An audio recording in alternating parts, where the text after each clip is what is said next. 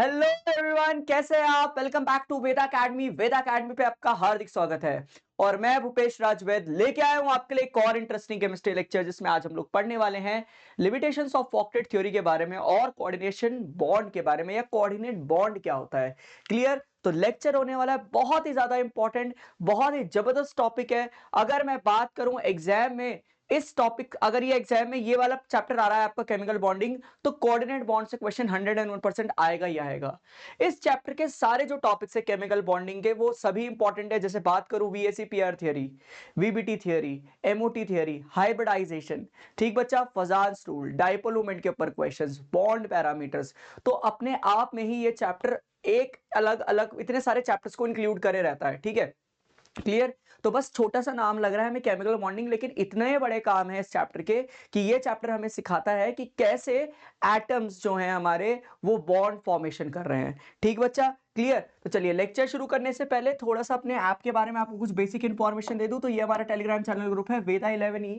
इसको ज्वाइन करने से आपको बहुत सारे फायदे मिलने वाले हैं और इसको ज्वाइन करने का लिंक डिस्क्रिप्शन में दे दिया है। ठीक बच्चा, यहाँ आपको daily PDF, quiz, discussion, doubts and polls मिलते हैं जो आपकी पढ़ाई के अंदर आपको बहुत ज्यादा हेल्प करेंगे।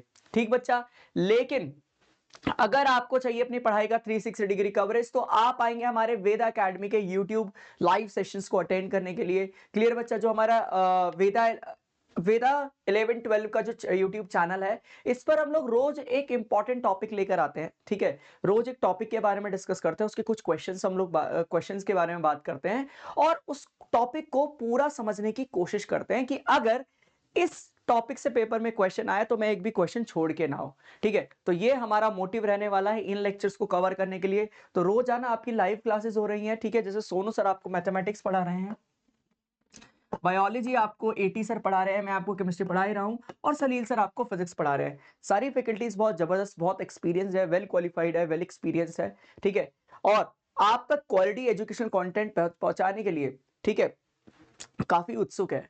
ठीक है, एंड आई होप कि आपको भी उतना ही मजा आएगा इनसे पढ़कर। ठीक बच्चा, और जब मजा आता है ना पढ़ने में, तो नंबर तो आते ही हैं। ठीक बच्चा, जो हम लोग यहाँ पर आपको पढ़ाते हैं वो आपको नोट्स मिल जाने हैं टेलीग्राम चैनल ग्रुप पर।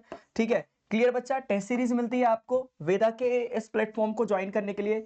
डेली लाइव क्लास हो ही रही है, बूस्टर सेशंस यहाँ पर आपको मिलते हैं। तो आपको अगर अपनी पढ़ाई का कंप्लीट कवरेज करना है तो YouTube लाइव सेशंस के साथ साथ आप हमारा जो ऐप है वेदा 11-12 का, वेदा अकेडमी का जो ऐप है, उसको डाउनलोड कर सकते हैं।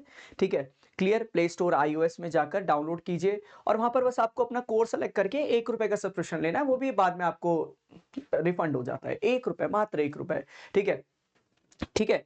तो वहां आपको बच्चा पूरे जो लेक्चर्स है, मतलब सारे चैप्टर्स मैंने वहां पर पढ़ाए हुए हैं। इनफैक्ट सभी फैकल्टीज ने अपने अपने सिलेबस को पूरा कवर किया हुआ है। प्री रिकॉर्डेड लेक्चर्स वहां पर है। इनफैक्ट एनसीईआरटी की एक्सरसाइजेस जो एक एक क्वेश्चन है वो पूरा वहां पर पढ़ाया हुआ है, सॉल्व किया हुआ है। ठीक है, जैसे स्ट्रक्चर ऑफ एटम में 63 क्वेश्चन है, तो 63 के 63 क्वेश्चन वहां पर कवर किए हुए हैं। ठीक बच्चा, आप जाइए ऐप पर अपनी पढ़ाई जारी रखिए। क्लियर। और आप लोग हमसे जुड़ सकते हैं YouTube के साथ साथ इंस्टाग्राम पर भी। आप यहाँ पर हमारे पेज को फॉलो कीजिए, क्योंकि यहाँ पर बहुत सारा इंफॉर्मेटिव और क्रिएटिव कंटेंट आपका वेट कर रहा है, आपको बहुत कुछ सिखाने के लिए। ठीक, चलो। तो सबसे पहले हम लोग जानते हैं कोऑर्डिनेट बॉन्ड होता क्या है। देखिए, अगर बहुत साधारण शब्दों में बात करूं तो बॉन्ड क्या होता है, एक फोर्स ऑफ अट्रैक्शन होती है दो केमिकल स्पीशीज के बीच में। ठीक है,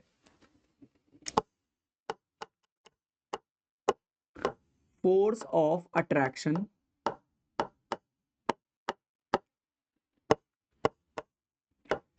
बिटवीन टू केमिकल स्पीशीज।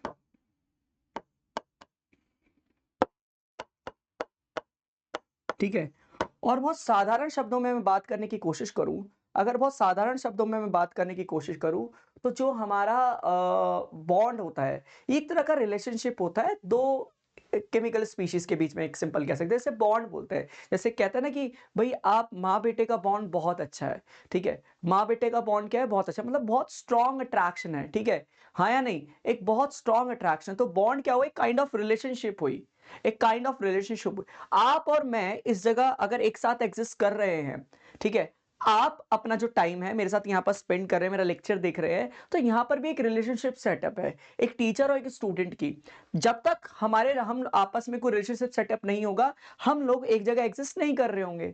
आई बात समझ या नहीं? हम लोग एक जगह एग्जिस्ट नहीं कर रहे होंगे और वो रिलेशनशिप कब सेटअप होगी, जब एक फोर्स ऑफ अट्रैक्शन होगा, ठीक है। तो दो केमिकल की स्पीशीज के बीच में जब कोई फोर्स ऑफ अट्रैक्शन लग रही होगी तो वो एक साथ एग्जिस्ट करते हुए नजर आएंगे, तो उसको मैं क्या कहूंगा बेटा, सिंपल बॉन्ड। अब बॉन्ड कितने तरह के हो सकते हैं, एक आयोनिक है, एक कोवलेंट है। आयोनिक बॉन्ड हम लोग जानते हैं कि एक पॉजिटिवली चार्ज स्पीशी होती है, एक नेगेटिवली चार्ज स्पीशी होती है, आपस में इंटरेक्शन करते हैं, हाँ या नहीं, अट्रैक्शन होती है उनके बीच में और वो एक साथ एग्जिस्ट कर रहे होते हैं। जनरली ये सॉलिड सब्सटेंसेस के अंदर हो रहा होता है। कोवलेंट कंपाउंड, ये जो कोवलेंट कंपाउंड्स होते हैं वो कोवलेंट बॉन्ड फॉर्म करते हैं जिसके अंदर एक इलेक्ट्रॉन दूसरा एटम शेयर करता है और दूसरा इलेक्ट्रॉन दूसरा एटम शेयर करता है। दोनों इलेक्ट्रॉन शेयर करेंगे, एक बॉन्ड फॉर्म हो जाता है। जैसे यहां देखिए, ये एटम ए है और ये एटम बी है, इसके पास एक्स जो यहाँ पर दिखा रहा है वो एक इलेक्ट्रॉन है, बी एक इलेक्ट्रॉन है। तो देखिए, बी ने एक इलेक्ट्रॉन ए से ले लिया और ए ने एक इलेक्ट्रॉन बी से ले लिया, ठीक है। ये दोनों जो इलेक्ट्रॉन डेंसिटी है, दोनों ही एटम शेयर कर रहे होंगे, तो यहाँ पर क्या बन जाएगा, कुछ ए बी बनता हुआ दिखाई देगा, ऐसे ए बी, ठीक है। तो इस चीज को, ये जो लाइन है, इसको हम लोग बॉन्ड बोलते हैं। इन actual it is force of attraction, clear. जो रियलिटी होगी वो फोर्स ऑफ अट्रैक्शन होगी, लेकिन हम लोग ऐसे लाइन से दिखा रहे हैं तो एक बॉन्ड है, ठीक है। ये प्रेजेंटेशन है बॉन्ड का। तो इसको हम लोग क्या बोलते हैं बेटा, कोवलेंट बॉन्ड। क्या बोलते हैं इसको हम लोग, ये हमारा क्या हो गया, covalent bond. This is covalent bond, ठीक है। दिस इज कोवलेंट बॉन्ड, ये हमारा क्या हो गया, कोवलेंट बॉन्ड। लेकिन अगर मैं बात करूं एक कोऑर्डिनेट बॉन्ड की, तो ऊपर देखिए मैंने डेफिनेशन में लिखी हुई है, एक coordinate bond also known as dative bond is a type of covalent bond where both electrons in the bond come from the same atom. जिसमें कह रहा है कि दोनों इलेक्ट्रॉन एक ही एटम से शेयर हो रहे हो। ये एक तरह का बेटा कोवलेंट बॉन्ड होता है, ये ध्यान रहे, ठीक है। इसको सिंपल सी भाषा में हम लोग कह सकते हैं special type of covalent bond, ठीक है। बहुत सिंपल सी भाषा में हम लोग इसे कह सकते हैं it is special type of covalent bond, ठीक है। आई बात समझ, where both the electron are come from the same atom. यहां देखिए, इस एटम ने एक इलेक्ट्रॉन बी को दिया, बी ने एक इलेक्ट्रॉन ए को दिया, तब जाके यहां पर एक कोवलेंट बॉन्ड फॉर्म हुआ, शेयरिंग हुई। लेकिन कोऑर्डिनेट बॉन्ड के अंदर क्या होता है, दोनों इलेक्ट्रॉन्स एक ही एटम शेयर कर रहा होता है, ठीक है। दोनों इलेक्ट्रॉन्स कौन शेयर कर रहा होता है, एक ही एटम, जैसे ए है और बी है। अच्छा, इलेक्ट्रॉन्स कहां प्रेजेंट होते हैं बेटा, इलेक्ट्रॉन्स कहां प्रेजेंट होते हैं, ऑर्बिटल के अंदर। तो इलेक्ट्रॉन जब शेयर होंगे तो ऑर्बिटल्स के अंदर ही शेयर होंगे, है या नहीं। इलेक्ट्रॉन जो शेयर होंगे ऑर्बिटल्स के अंदर ही शेयर हो रहे होंगे, ठीक बच्चा। तो यहां क्या होगा, इसके पास इलेक्ट्रॉन नहीं है लेकिन इसके पास दो इलेक्ट्रॉन है। भाई एक बॉन्ड किससे बनता है, जब एक इलेक्ट्रॉन सामने वाले ने दिया, एक इलेक्ट्रॉन मैंने दिया, शेयरिंग हुई, तब जाके बॉन्ड एग्जिस्ट करेगा, नहीं करेगा। तो सेम केस है बेटा, यहां पर देखें अगर हम लोग कि दो इलेक्ट्रॉन है लेकिन इस पे कोई इलेक्ट्रॉन है ही नहीं, तो ये क्या करता है कि अगर वो पूछता है सामने वाले से, अगर तुम्हारे पास वैकेंट ऑर्बिटल है, अगर तुम्हारे पास वैकेंट ऑर्बिटल है तो मेरे दोनों इलेक्ट्रॉन्स आप ले लीजिए, ठीक है। And this is also called sharing, क्योंकि यहां पर भी क्या होता है, ऑर्बिटल ओवरलैप होता है। आने वाले लेक्चर्स में आपको पढ़ाऊंगा व्हाट इज ऑर्बिटल ओवरलैप, ठीक है बेटा। तो यहां क्या होगा, ये दोनों इलेक्ट्रॉन्स इसके और वैकेंट ऑर्बिटल के अंदर जाकर बैठ जाएंगे। तो यहां देखिए, इसके भी ऑर्बिटल ओवरलैप करेगा, इसका भी ऑर्बिटल ओवरलैप करेगा, ये है वैकेंट ऑर्बिटल, वैकेंट ऑर्बिटल। तो कोऑर्डिनेट बॉन्ड बनाने के लिए एक एटम पे होने चाहिए लोन पेयर, ठीक है। इसको हम लोग क्या कह सकते हैं, lone pair. Lone pair lonely होता है ना, लोन पेयर अकेले जो रहते हैं, और ये था वैकेंट ऑर्बिटल। तो अगला ऐसा मुझे दिखेगा, ये देखिए मैंने यहां पर क्या बना दिया, ए एरो बी। ये जो कोऑर्डिनेट बॉन्ड होता है इसको एरो से रिप्रेजेंट करते हैं, ठीक है। ये जो कोऑर्डिनेट बॉन्ड होता है इसको एरो से रिप्रेजेंट किया जाता है, ठीक है। And this is the coordinate bond, ठीक है। इसी को हम लोग क्या बोलते हैं, कोऑर्डिनेट बॉन्ड।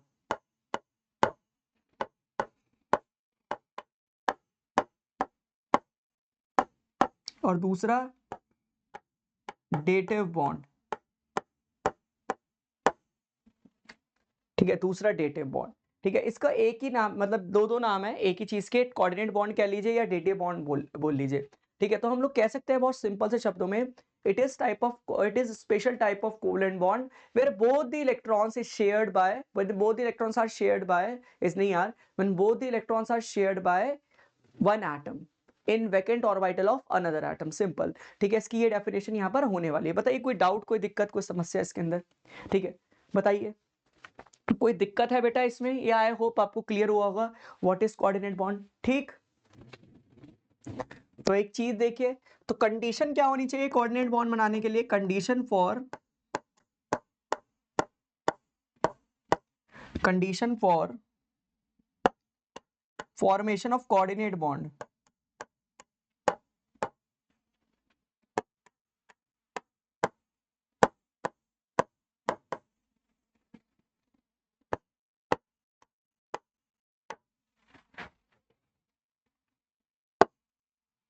ठीक है, पहली कंडीशन क्या होनी चाहिए?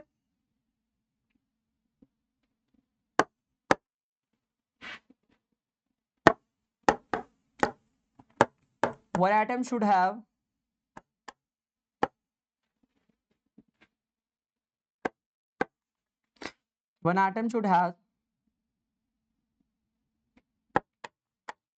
lone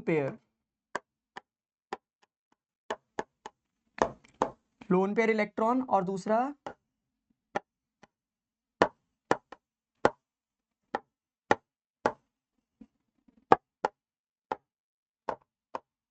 one atom should has vacant D orbital, vacant D कह रहा हूं, सॉरी वैकेंट ऑर्बिटल। अब पी हो या डी हो या एस हो, ठीक है, एक वैकेंट डी ऑर्बिटल का होना चाहिए।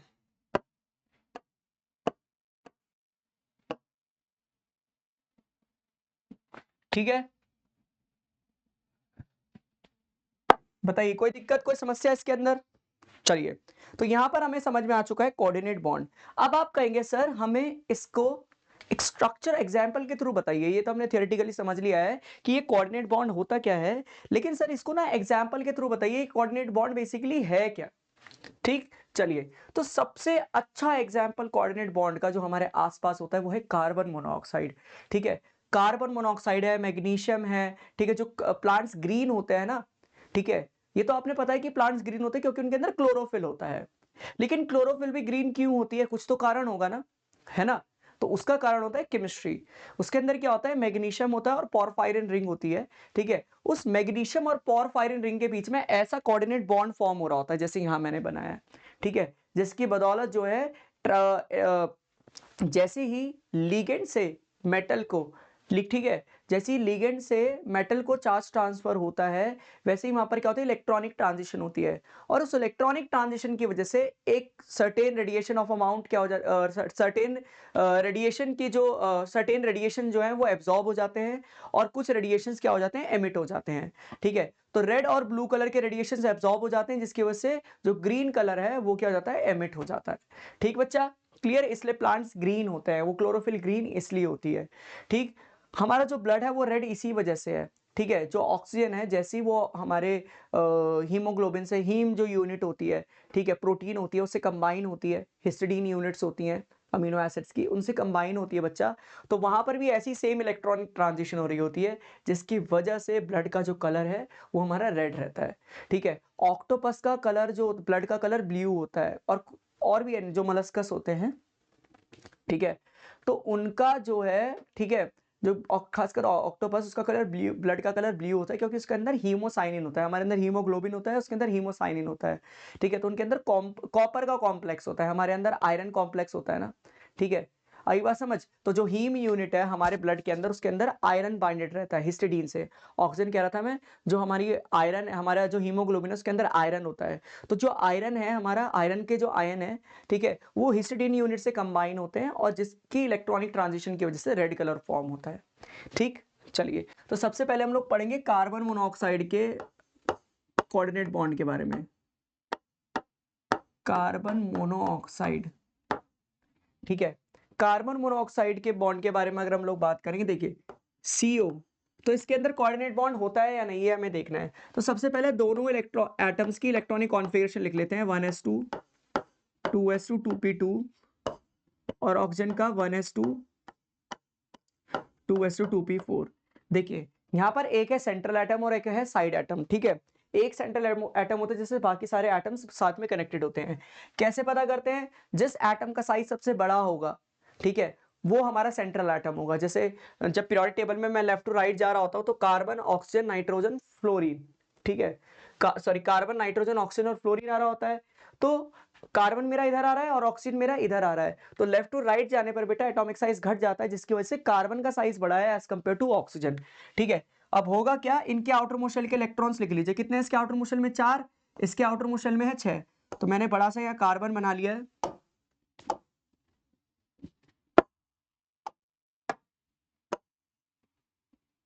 एक दो, और यहाँ है ऑक्सीजन। ठीक है, अब होगा क्या,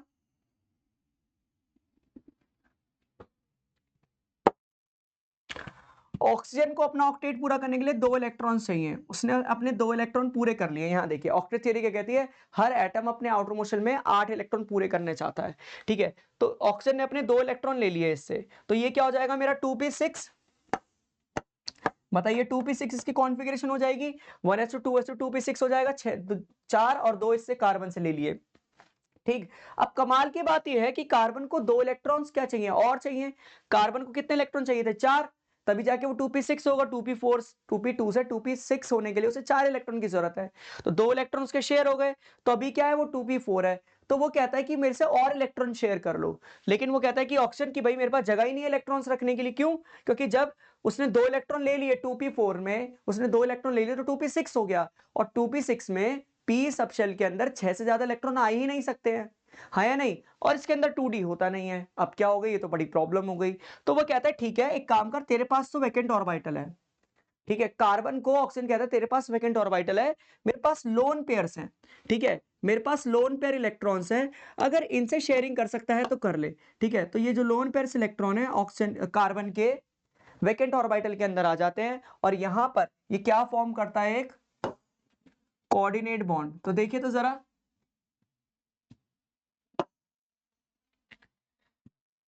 ये कार्बन ये ऑक्सीजन दोनों ने डबल बॉन्ड बना रखा है। ठीक है,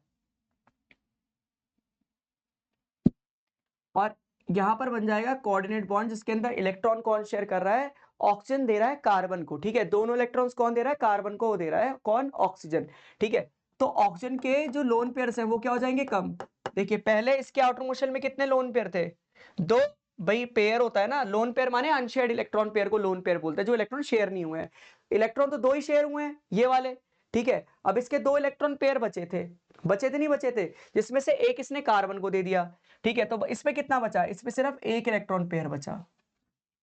ठीक है, और कार्बन ने क्या अपने ये 2 इलेक्ट्रॉन इस ऑक्सीजन को दिए, नहीं दिए, है ना, उसने दिए ही नहीं उसको। ठीक है, उल्टा उससे 2 ले लिए गए हैं। ठीक है, तो यहां पर इसके 2 इलेक्ट्रॉन्स ऐसे ही रहेंगे, एक इलेक्ट्रॉन पेयर ऐसे रहेगा। So this is the coordinate bond structure of carbon monoxide. Carbon monoxide में इसी तरीके का कोऑर्डिनेट बॉन्ड बन रहा होता है। ठीक, बताइए कोई दिक्कत, कोई समस्या इसके अंदर, आगे बढ़े बेटा, बताइए।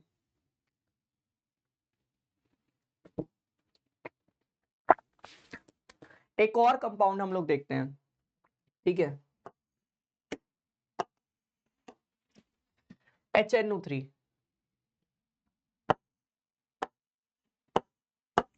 इनमें से बताइए किसका साइज सबसे ज्यादा बड़ा है, हाइड्रोजन, नाइट्रोजन या ऑक्सीजन। भाई हाइड्रोजन आता है इधर, नाइट्रोजन इधर। ठीक है, और ऑक्सीजन नाइट्रोजन के आगे आता है, तो नाइट्रोजन का साइज कंपैरेटिवली बड़ा होगा ऑक्सीजन से। तो इसका मतलब सेंट्रल एटम यहाँ पर कौन हुआ, नाइट्रोजन। हाइड्रोजन छोटा ही होता है, छोटू सा। ठीक है, आई बात समझ। तो नाइट्रोजन की इलेक्ट्रॉनिक कॉन्फ़िगरेशन लिख लेते हैं, तो 1s2 2s2 2p3।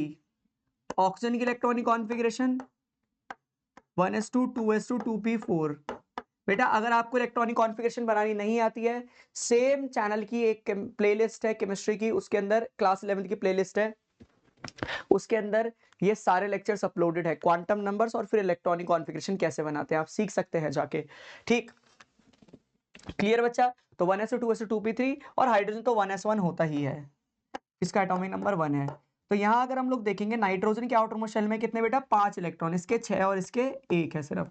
तो नाइट्रोजन के आउटर मोस्ट शेल में 5 इलेक्ट्रॉन्स बना लेते हैं।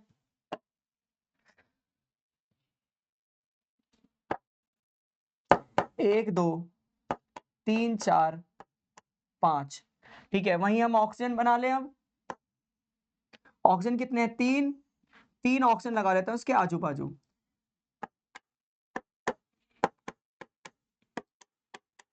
सभी ऑक्सीजन के आउटर मोस्ट शेल में कितने बेटा, 6। ठीक है, सभी ऑक्सीजन के आउटर शेल में 6 हैं और एक हाइड्रोजन भी है बेटा, और हाइड्रोजन के आउटर शेल में बेटा एक ही इलेक्ट्रॉन। तो अब होगा क्या, सबसे पहले हाइड्रोजन ने अपने ऑक्टेट पूरा कर लिया इस वाले ऑक्सीजन से एक इलेक्ट्रॉन लेकर। ठीक है, तो ये हो गया 1s2 ऑक्टेट कंप्लीट। वही ये जो ऑक्सीजन है इसको चाहिए एक और इलेक्ट्रॉन ऑक्टेट पूरा करने के लिए, क्योंकि इसे 2 चाहिए थे ना, तो एक इसने हाइड्रोजन से शेयर कर लिया, एक ये इस नाइट्रोजन से शेयर कर लेगा। ठीक है, एक शेयरिंग यहां पर हो गई। ठीक है, नाइट्रोजन को आउटर मोस्ट शेल में पूरा करने के लिए इतने चाहिए 3, तो एक उसने इस ऑक्सीजन से ले लिया, नाइट्रोजन ने एक इलेक्ट्रॉन इस ऑक्सीजन से ले लिया है, और बाकी वो 2 इलेक्ट्रॉन इस वाले ऑक्सीजन से ले लेगा। बाकी वो 2 इलेक्ट्रॉन इस वाले ऑक्सीजन से ले लेगा। अब होता क्या है, ये ऑक्सीजन रह जाता है, ये कहता है कि भाई मेरे से भी कोई शेयरिंग कर लो। तो नाइट्रोजन कहता है मैंने एक इलेक्ट्रॉन ऑक्सीजन से ले लिया है और 2 इलेक्ट्रॉन इस वाले ऑक्सीजन से ले लिए, तो मेरा तो ऑक्टेट कंप्लीट हो गया। मुझे 3 इलेक्ट्रॉन की जरूरत थी, 2 मैंने ऑक्सीजन से ले लिए, एक मैंने इस वाले ऑक्सीजन से ले लिए, तो मेरा तो ऑक्टेट कंप्लीट है, मेरे पास जगह ही नहीं इलेक्ट्रॉन शेयर करने की। तो वो कहता है कोई बात नहीं, तुम्हारे पास जगह नहीं है, लेकिन तुम अपना जो ये लोन पेयर है वो मुझे दे सकते हो। ठीक है, तुम अपना जो ये लोन पेयर है वो मुझे दे सकते हो। तो ये दोनों इलेक्ट्रॉन्स ऑक्सीजन के साथ शेयर हो जाते हैं इसके वैकेंट ऑर्बिटल के अंदर, और जिसकी वजह से यहाँ पर क्या फॉर्म होता है, एक कोऑर्डिनेट बॉन्ड।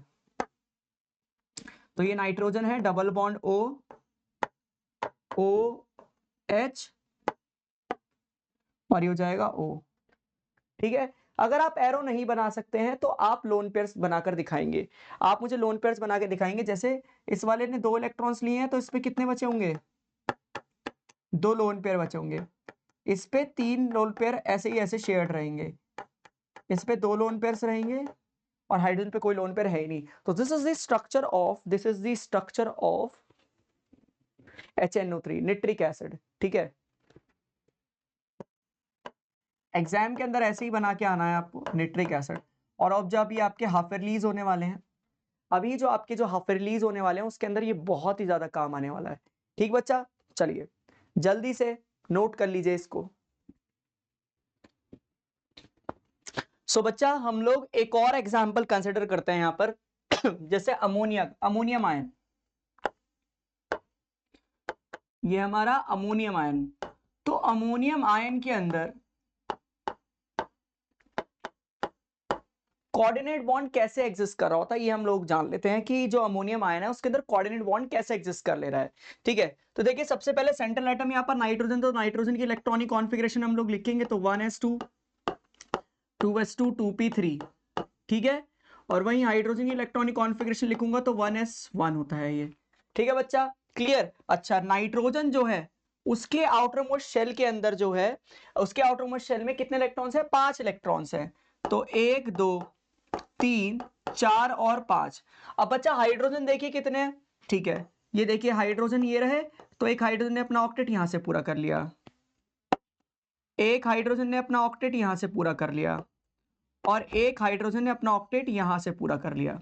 ठीक है, तो तीनों नाइट्रोजन के और तीनों हाइड्रोजन के अपने ऑक्टेट पूरे हो गए, और नाइट्रोजन का भी ऑक्टेट पूरा हो चुका है, क्योंकि नाइट्रोजन को 3 इलेक्ट्रॉन चाहिए थे, एक एक तीनों हाइड्रोजन से ले लिया इलेक्ट्रॉन। लेकिन अभी एक और हाइड्रोजन बचता है, वो कहते हैं कि भाई मेरे से भी इलेक्ट्रॉन शेयरिंग करो। ठीक है, वो कहता है मेरे से भी इलेक्ट्रॉन शेयरिंग करो, तो नाइट्रोजन कहता है कि उसके लिए आपके पास जो है वैकेंट ऑर्बिटल होना चाहिए, तो ये होता है हमारा H+। ठीक है, जो हाइड्रोजन आयन होता है वो होता है हमारा H+, और ये दोनों इलेक्ट्रॉन हाइड्रोजन आयन के, ठीक है बेटा, यहां पर ये हाइड्रोजन आयन होता है। ठीक है, तो यहां हाइड्रोजन आयन के वैकेंट ऑर्बिटल के अंदर जाते हैं इसके दो एक लोन पेयर्स। ठीक है, जिसकी वजह से यहां पर क्या फॉर्म हो जाता है, कोऑर्डिनेट बॉन्ड। तो यहां पर ये कुछ ऐसा हो जाएगा, NH H और H। ठीक है, तो यहां पर इसके ऊपर क्या फॉर्म हो जाता है, कोऑर्डिनेट बॉन्ड। अच्छा, इसके ऊपर जो चार्ज आता है ना, अमोनिया के ऊपर पॉजिटिव चार्ज आ जाता है, क्योंकि वो अपने वैलिड स्ट्रक्चर से ज्यादा बॉन्ड बना रहे हैं यहाँ पर। ठीक है, उसने अपने लोन पेयर से डोनेट कर दिया ना, कोऑर्डिनेट बॉन्ड बना दिया। ठीक है, क्लियर, आई बात समझ। अच्छा, एक और हमारा स्ट्रक्चर होता है, ठीक है, जैसे NH3 हम लोग देखेंगे,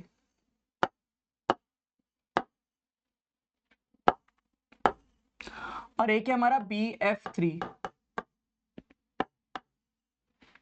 ठीक है, जो अमोनिया है इसके पास लोन पेयर्स हैं, इसके पास क्या है, lone pair.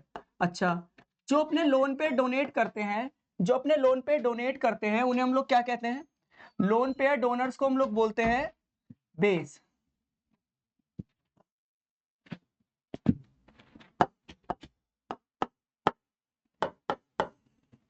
Lone pair donors क्या होते हैं हमारे, बेस। ठीक है, तो ये क्या करता है, अपना लोन पेयर डोनेट करता है क्या, इसके वैकेंट ऑर्बिटल के अंदर। ठीक है, तो जो लोन पेयर डोनर होते हैं उन्हें हम लोग लुईस बेस बोलते हैं बेटा जी। ठीक है, और जो इन लोन पेयर्स को एक्सेप्ट कर लेते हैं अपने वैकेंट ऑर्बिटल के अंदर, उनको हम लोग बोलते हैं Lewis acid, lone pair acceptor.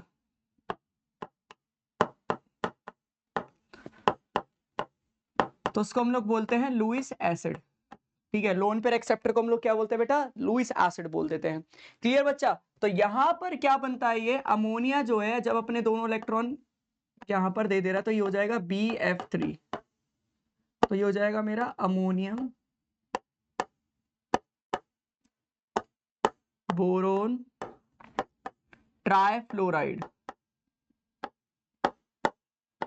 ठीक है, अमोनियम बोरोन ट्राइफ्लोराइड, ये हमारा एक कंपाउंड बन जाएगा। क्लियर, कोई दिक्कत कोई समस्या इसके अंदर बताइए जल्दी से, अगर कोई डाउट है तो बेटा, कोई डाउट इसके अंदर। ठीक, चलिए आगे बढ़ते हैं।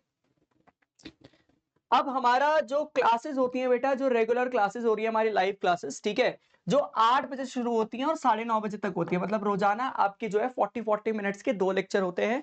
जैसे मंडे को मैथमेटिक्स और बायोलॉजी की क्लास हो रही है, जिसमें एटी सर और सोनू सर आपकी क्लास ले रहे हैं। एटी सर आपको बायोलॉजी पढ़ाएंगे और वहीं सोनू सर आपको मैथमेटिक्स पढ़ा रहे होंगे। ठीक है, और सेम क्लास का जो शेड्यूल है वेंसडे और फ्राइडे फॉलो होगा। फिर बात आती है ट्यूसडे, थर्सडे और सैटरडे को फिजिक्स की क्लास आपके ले रहे होंगे सलील सर, और केमिस्ट्री में आपको पढ़ा ही रहा हूंगा। ठीक है, तो ट्यूसडे थर्सडे सैटरडे हम लोग पढ़ेंगे फिजिक्स एंड केमिस्ट्री। क्लियर बच्चा, चलिए आगे बढ़ते हैं, है ना। सबसे पहले हम लोग जानते हैं ऑक्टेट थियरी के बारे में। ठीक है, कि कॉसल एंड लुईस दो बहुत फेमस साइंटिस्ट थे, जिन्होंने पहली बार बॉन्ड फॉर्मेशन के बारे में बताया था, कि जो एटम्स है बॉन्ड फॉर्मेशन करते हैं बाय शेयरिंग ऑफ इलेक्ट्रॉन्स। ठीक है, जब वो इलेक्ट्रॉन शेयरिंग करते हैं तब जाके वहां पर क्या होती है, बॉन्ड फॉर्मेशन हो रही होती है। ठीक है, आई बात समझ। तो ये बॉन्ड फॉर्मेशन एक बहुत ही इंपॉर्टेंट प्रोसेस है। ठीक है, एक बहुत इंपॉर्टेंट प्रोसेस है। दो अगर एटम्स और अगर एटम्स जो है कंबाइन हो जा रहे हैं और मॉलिक्यूल फॉर्म कर रहे हैं, तो उनके लिए ये बॉन्ड फॉर्मेशन प्रोसेस को फॉलो करना ही पड़ेगा। बॉन्ड फॉर्मेशन करने के लिए उनको इलेक्ट्रॉन शेयर करने पड़ रहे हैं। अच्छा, किस हद तक इलेक्ट्रॉन शेयर होंगे, ये हमें बताया था ऑक्टेट थ्योरी ने, कि हर एटम अपना ऑक्टेट पूरा करना चाहता है। जैसे फॉर एग्जांपल ये CH4 मॉलिक्यूल है। ठीक है, जो अब हम अभी हम लोग पीछे करते आए हैं, कार्बन का एटॉमिक नंबर 6 होता है, डेट इज 1s2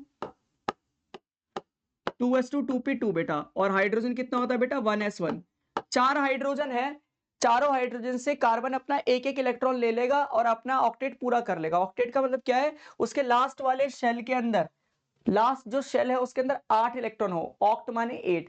ठीक है, 8 इलेक्ट्रॉन भरे हुए हो। ठीक है, तो देखिए होता क्या है कि कार्बन के आउटर मोस्ट शेल में कितने इलेक्ट्रॉन्स है, 1 2 3 4। ठीक है, कितने इलेक्ट्रॉन्स है, 4। ठीक है, और यहां कितना है, हाइड्रोजन।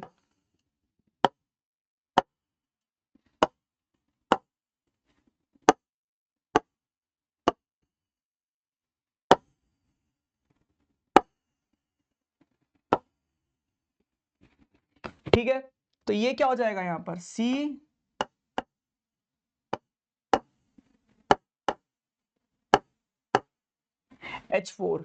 ठीक है, आई बात समझ, ये क्या हो जाएगा यहां पर, CH4 हो जाएगा। क्लियर, कोई दिक्कत कोई समस्या इसके अंदर बेटा जी, जल्दी से बताइए। ठीक है, तो कार्बन ने अपने आउटर मोस्ट शेल के अंदर 8 पूरे कर लिए हैं। ठीक है भाई, देखे तो कार्बन 1 2 3 4 5 6 7 8। ठीक है,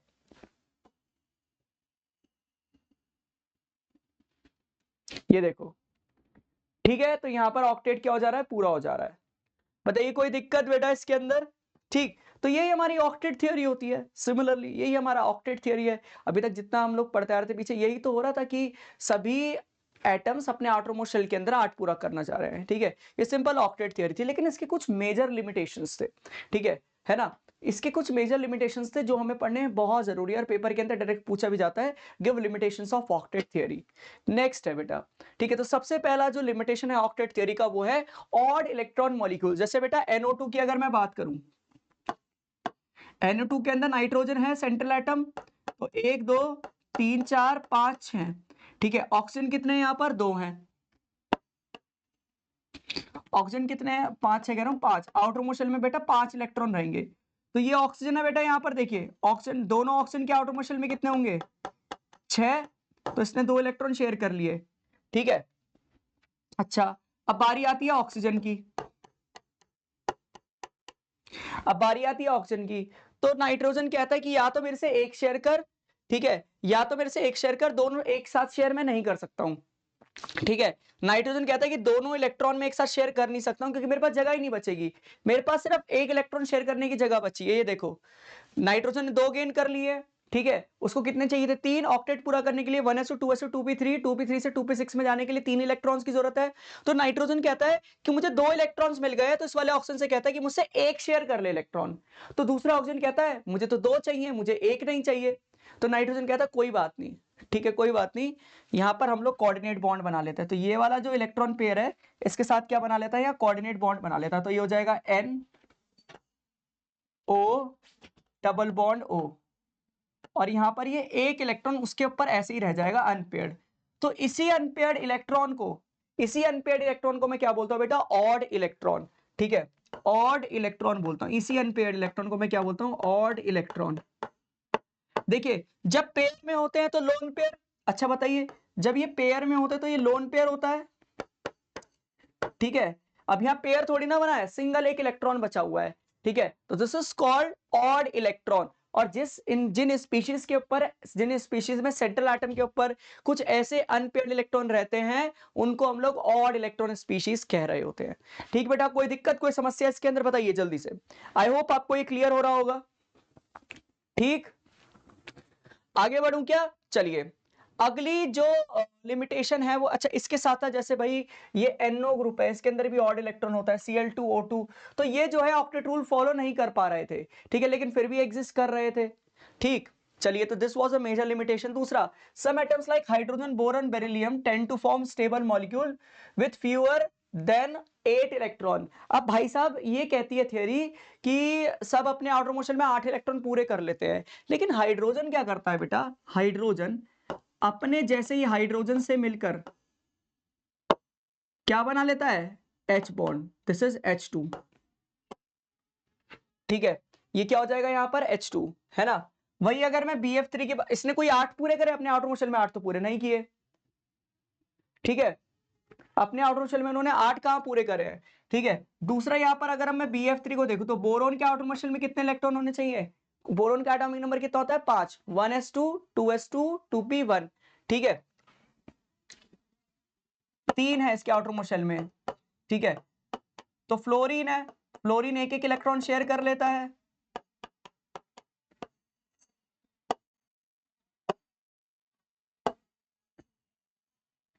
ठीक है। तो जो BF3 है बेटा, ये एक स्टेबल मॉलिक्यूल है,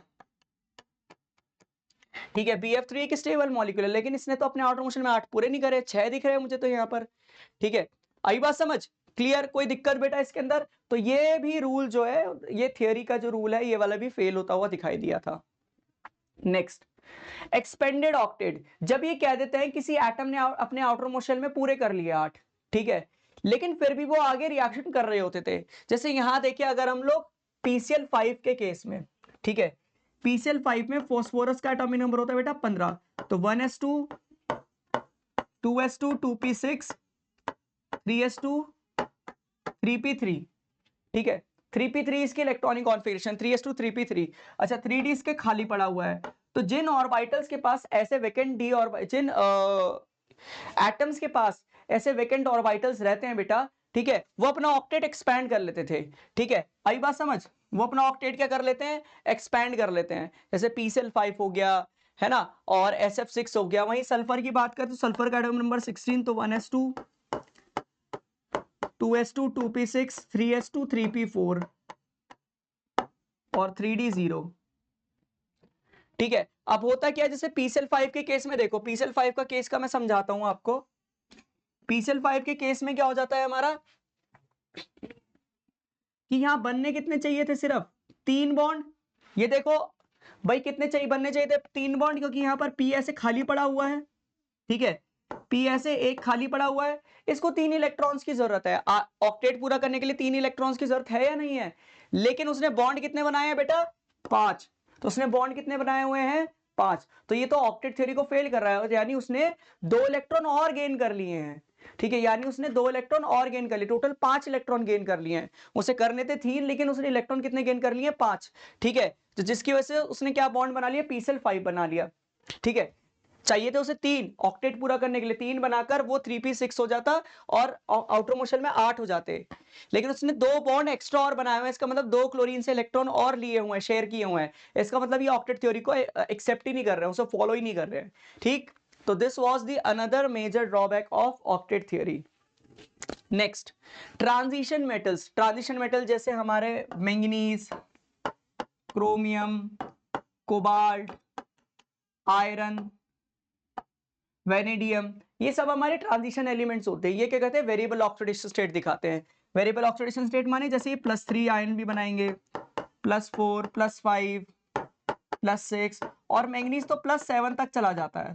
ठीक है, +7 तक चला जाता है, जिसकी वजह से इनके बॉन्ड्स कभी भी फिक्स नहीं होता, ये कोई ऑक्टेट रूल फॉलो कर ही नहीं रहे होते हैं। तो ट्रांजिशन एलिमेंट्स के केस में यहां पर जो है ये ऑक्टेट रूल या ऑक्टेट थ्योरी फेल हो जाती है। चलिए नेक्स्ट, अभी हमारे कुछ क्वेश्चंस है। Which of the following is true about coordinate bond? ठीक है, both the atoms contribute equally to the bond. नहीं, ऐसा नहीं होता, दोनों एटम्स इक्वली कंट्रीब्यूशन नहीं करते हैं। ठीक, next, one atom donates both electron to the bond. बिल्कुल ठीक, यही वाला ऑप्शन ठीक है। एक ही एटम दोनों इलेक्ट्रॉन किसे करता है? एक एटम को शेयर करता है। One atom donates both electron to the bond. ठीक है, आई बात समझ, बॉन्ड फॉर्मेशन के लिए एक ही एटम हमारा लगा हुआ रहता है। Next, which of the following molecules contains a coordinate bond? Hydrogen के अंदर कोऑर्डिनेट बॉन्ड होगा? नहीं। ऑक्सीजन के अंदर कोऑर्डिनेट बॉन्ड नहीं होता। ठीक है, देखिए कार्बन डाइऑक्साइड तो ये हो गई, ठीक है, ऑक्सीजन ऐसे हो गया double bond O, hydrogen is like this, और पीछे भी आपको मैंने ये अमोनियम पढ़ाया था, अमोनियम आयन। तो अमोनियम आयन के अंदर हम लोगों ने देखा था यहाँ ऐसे हाइड्रोजन, यहाँ हाइड्रोजन, यहाँ हाइड्रोजन, यहाँ हाइड्रोजन। ठीक है, तो ये क्या हो जाता है? हमारा कोऑर्डिनेट बॉन्ड फॉर्म हो जाता है। ठीक, चलिए आगे बढ़ते हैं। Next, which of the following compound contains a coordinate bond? इनमें से कौन सा कोऑर्डिनेट? HCl नहीं, ठीक है, वाटर नहीं, N2 नहीं। इसके अंदर कोऑर्डिनेट बॉन्ड होगा तो क्या होता है कि मेटल आयन को इलेक्ट्रॉन कौन डोनेट करता है? ये अमोनिया।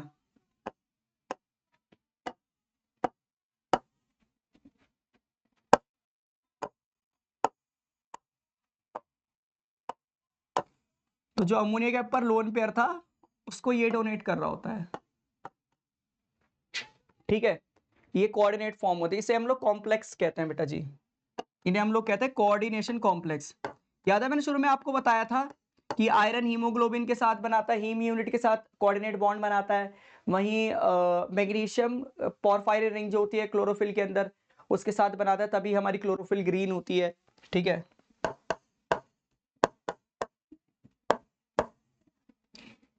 इन्हें हम लोग कोऑर्डिनेशन कंपाउंड कहते हैं। ठीक है, तो C will be the right answer. Next question है, which of the following is an example of molecule with odd number of electron thus violating the octet rule?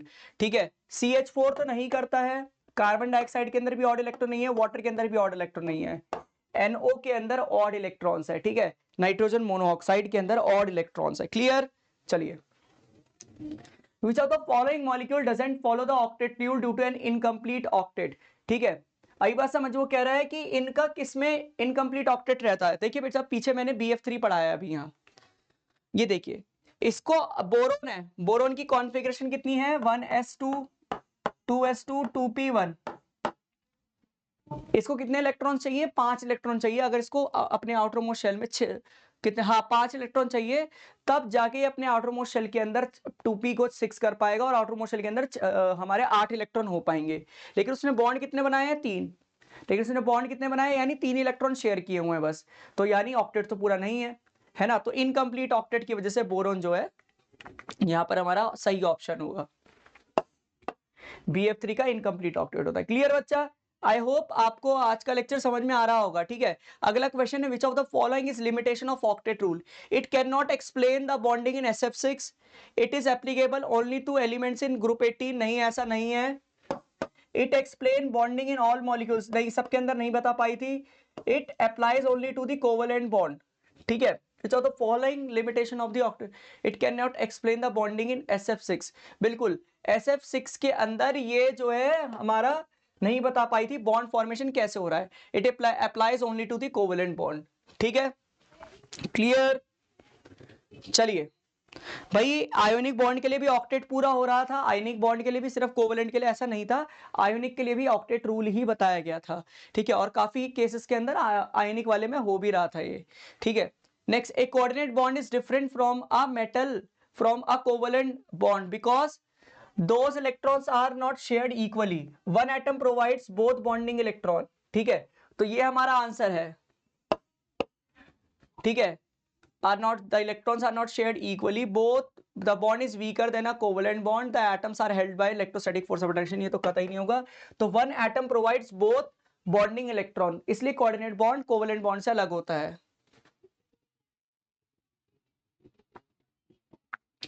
Why does BF3 does not not follow why does BF3 not follow the octet rule? तो boron has incomplete octet with only 6 electron, boron can expanded octet नहीं हो सकता। Boron forms ionic compound instead of covalent bond नहीं। Boron has too many electron in valence shell नहीं बेटा, अभी पीछे बताया था उसका इनकम्प्लीट ऑक्टेट रहता है। ठीक है, विद ओनली 6 इलेक्ट्रॉन्स। तो option A will be the right answer. Which of the following is an example of molecule that obeys octet rule? देखिए NO तो नहीं कर पा रहा है, ठीक है, XeF4 नहीं कर पा रहा है, जो हमारी नोबल गैसेस है, ठीक है, helium, neon, argon, krypton, xenon और रेडॉन। भाई ये बताई थी ये गैसेस कैसी होती है, इनर्ट होती हैं, इनर्ट गैस होती है। इनर्ट गैस का मतलब ये रिएक्टिविटी नहीं दिखाती है, रिएक्शन नहीं दिखाती है। ठीक है, क्यों? क्योंकि इलेक्ट्रॉन शेयर के अंदर बिलीव नहीं करती है। लेकिन जीनॉन और जो क्रिप्टॉन है इनके कंपाउंड ऑक्सीजन और फ्लोरीन के साथ देखे जाते हैं। ठीक है, लेकिन ये ऑक्सीजन और फ्लोरीन के साथ रिएक्शन कर पाते हैं। ठीक है, आई बात समझ? तो ये ऑक्टेट रूल को खराब कर रहे हैं। इनके इलेक्ट्रॉन्स जो है, इनके जो ऑर्बिटल्स है फुल्ली फिल्ड होने के बावजूद भी ये रिएक्शन कर रहे हैं, तो यहाँ पर ऑक्टेट थ्योरी फेल हो जाती है। ठीक है, तो यहाँ जो है which of the following is an example, हाँ, तो ये फॉलो नहीं करेगा, SF4 भी फॉलो नहीं करेगा, H2O फॉलो करेगा। ठीक है, तो option C will be the right answer. ठीक बच्चा, क्लियर। चलिए, तो आई होप आपको समझ में आई होगी ऑक्टेट थ्योरी और कोऑर्डिनेट बॉन्ड्स के बारे में। क्लियर बच्चा? तो ये सारे नोट्स आपको कहां मिलेंगे? टेलीग्राम चैनल ग्रुप पर वेदा 11E पर। इसको डाउनलोड कर, इसको ज्वाइन करने का लिंक डिस्क्रिप्शन में दे दिया है। अच्छा, यहाँ आपको मिलता है daily PDF, quiz, discussion, doubts and polls, जो आपकी पढ़ाई के अंदर आपको बहुत ज्यादा हेल्प करेंगे। लेकिन अगर आपको चाहिए अपने सिलेबस का 360 डिग्री कवरेज, तो आप आएंगे हमारे वेदा अकेडमी के ऐप पर। इस ऐप के अंदर वो सारे फीचर अवेलेबल है जो आपकी पढ़ाई को बेहतर से बेहतरीन कर सकते हैं। सभी फीचर्स को बढ़िया तरीके से यूज कीजिए और अपनी पढ़ाई को कंटिन्यू रखिए। ठीक बच्चा, आपको बस जाके सब्सक्रिप्शन लेना है ₹1 का, वो भी ₹1 आपको बाद में रिफंड हो जाना है। आपको सारे कोर्सेज जो हैं, सारे लेक्चर्स वहां पर विजिबल होने दिख जाएंगे। ठीक है, तो आप अपने वहां पर हमसे डाउट्स पूछ सकते हैं, मेंटोरशिप सेशन के अंदर एनरोल कर सकते हैं, आप टेस्ट परफॉर्म करके अपना जो है लर्निंग रिपोर्ट ले सकते हैं। ठीक है बेटा, जब आप ऐप को यूज करेंगे तब आपको बहुत जबरदस्त उसके फीचर्स के बारे में पता चल रहा होगा। ठीक बच्चा, क्लियर? तो आप हम लोग से जुड़ सकते हैं, यूट्यूब पे तो हम लोग साथ हैं ही, आप हमसे मिल सकते हैं वेदा अकेडमी के इंस्टाग्राम पेज पर। ठीक है, तो उसको आपको फॉलो कर लेना है, क्योंकि यहाँ पर बहुत सारा इंफॉर्मेटिव और क्रिएटिव कंटेंट आपका वेट कर रहा है, आपको बहुत कुछ सिखाने के लिए। क्लियर बच्चा? चलिए, तो आज के लेक्चर में सिर्फ इतना ही, मिलते हैं आपसे नेक्स्ट लेक्चर में। तब तक के लिए आपको धन्यवाद, शुक्रिया और अलविदा।